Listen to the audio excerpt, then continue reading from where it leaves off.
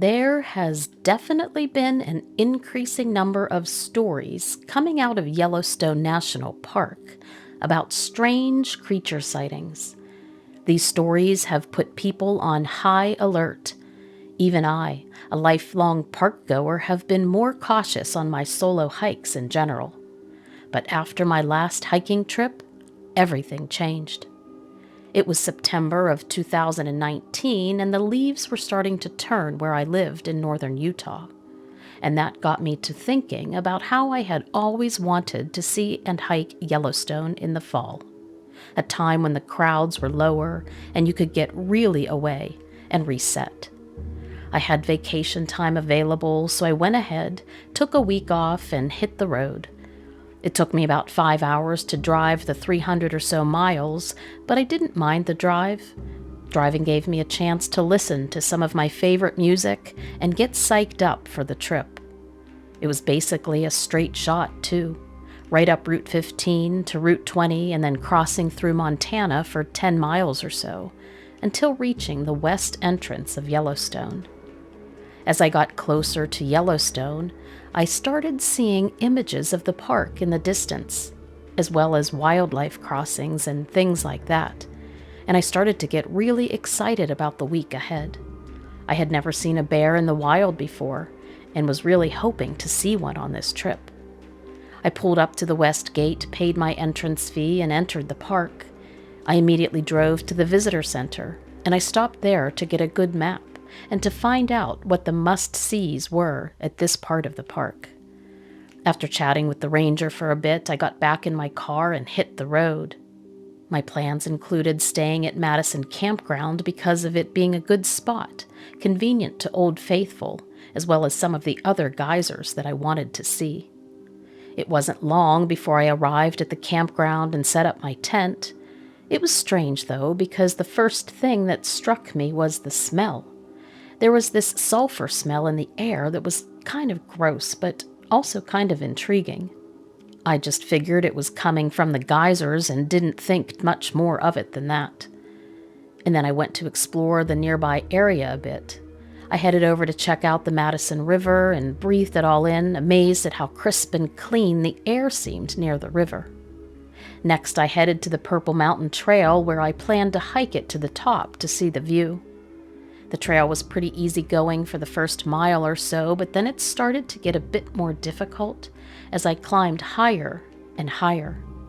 I was breathing heavier as I passed through the burned pine forest and had to stop a few times to catch my breath. And then, about 3/4 of the way up, I heard a noise in the bushes off to the right side of the trail. It was a frantic, rustling sound that seemed like an animal was in trouble. I stopped and listened, but the noise stopped too. And then I didn't hear anything else, so I figured all was well, and I just continued on my hike to the top. I eventually made it to the top, where the trail ended with a panoramic view of the Firehole Valley and the lower Gibbon Valley. I sat there for about 20 to 30 minutes catching my breath before heading back. But on the way back down, I heard the noise again. Only this time it sounded closer. I stopped and listened for a bit, but again I didn't see anything. And then all of a sudden, out from the bushes jumped what looked to be this human-like creature, but it was covered with fur over its entire body.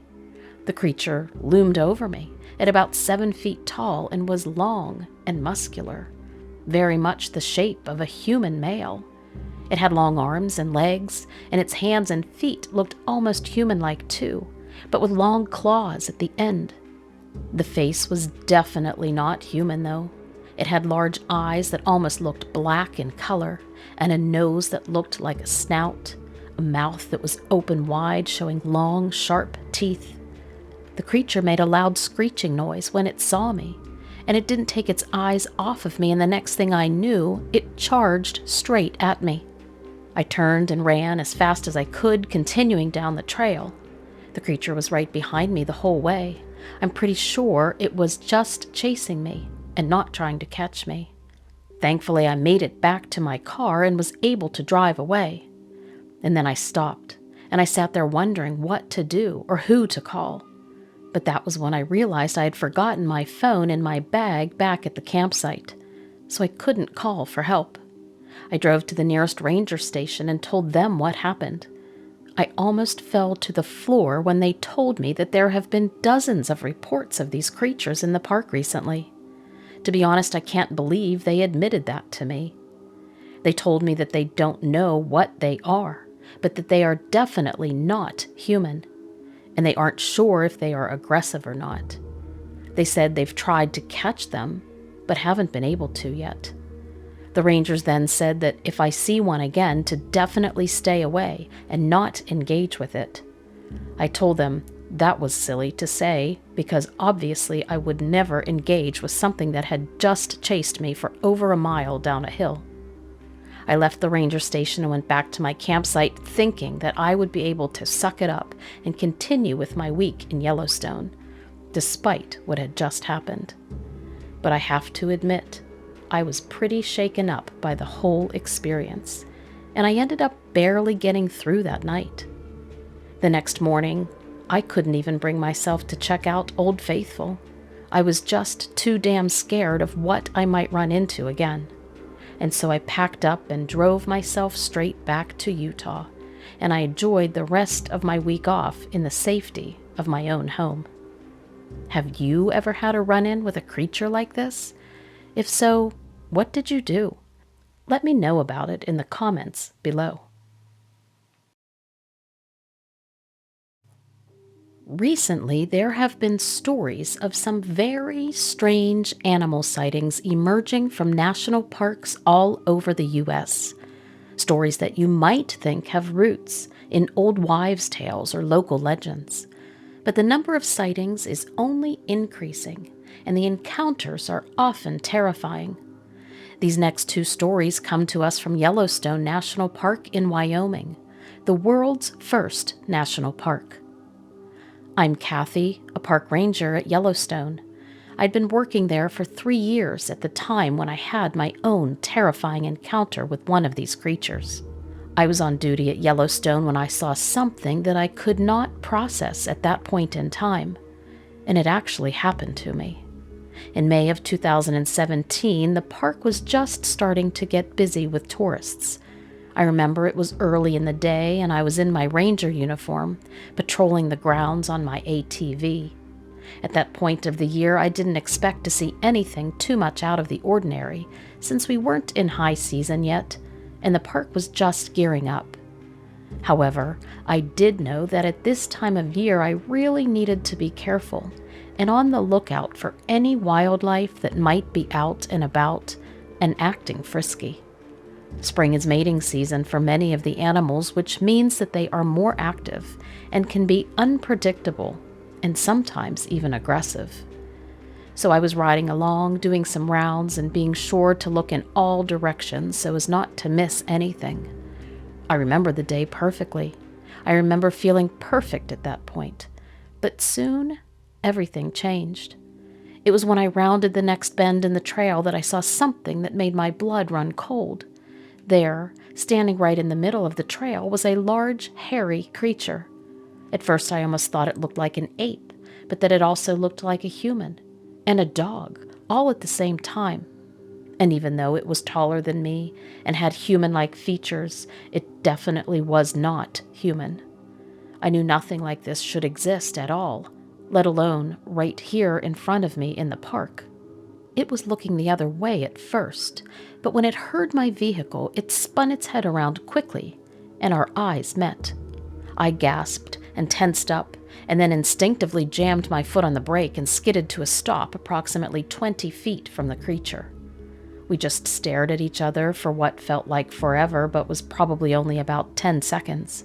And then it blinked, shook its head as if it had been woken from a trance, and turned and ran off in the direction that I had originally been heading, but off to the side and into the bushes. It wasn't long then before I heard it crashing through the underbrush as it made its way further and further from me. I sat there for a few good minutes just trying to process what had happened. I knew that I had seen something very strange, something that I could not explain even to myself, let alone my coworkers. But I also knew that I wanted to follow it, and I figured that park management would want to know more about this thing. So I immediately radioed for backup and told them what was going on. They didn't believe me at first and asked a bunch of questions that I didn't have answers to. Questions like, what was it? And what was it doing? But eventually they went ahead and sent out the backup I was requesting. It took about 20 minutes for them to arrive, and when they did, we immediately continued in the direction that the creature had gone, heading off the trail and following it through the brush. But even with all of us tracking intently and using all of our skills from working in the park, we couldn't find it. Not only did the creature itself seem to have just vanished into thin air, but there was nothing left of it at all. No tracks, no broken bushes or tree branches. I mean, this thing was huge. There should have been some trace of it left behind, especially the way it barreled off with such intensity. We looked for it for hours, but never found anything. I was then starting to feel like the others didn't believe me, but I knew what I had seen, and it was definitely not a bear or any other known animal in the park. It was something new and something very strange. Still, I kept going back and forth in my head, trying to figure out what had happened to me, wondering if I had gone crazy or really seen it. Eventually, we all decided to give up the search and head back to the offices. I sat down, took off my hat, and held my head in my hands. I must have looked completely shaken up and drained, because one of the others handed me a bottle of water and told me to drink it to bring my energy back up. I did, and it helped a bit. And then, about 10 minutes later, one of the other rangers came over to me and put a hand on my shoulder. They then leaned into me a bit closer and told me that they believed me, that they too had had a similar encounter, but they never reported it due to being afraid. But they said that given what just happened to me, they were going to tell their story too, and that they would be sure to follow up with park officials to see if anyone had any idea what this could have been. I can't tell you how much that meant to me. It made me not feel crazy and not feel alone. And that was the last I ever heard about it. I never found out what the creature was, and neither did anyone else. There are theories, of course, but no one knows for sure. But something still lingers in my mind, and it hasn't waned at all, even to this day.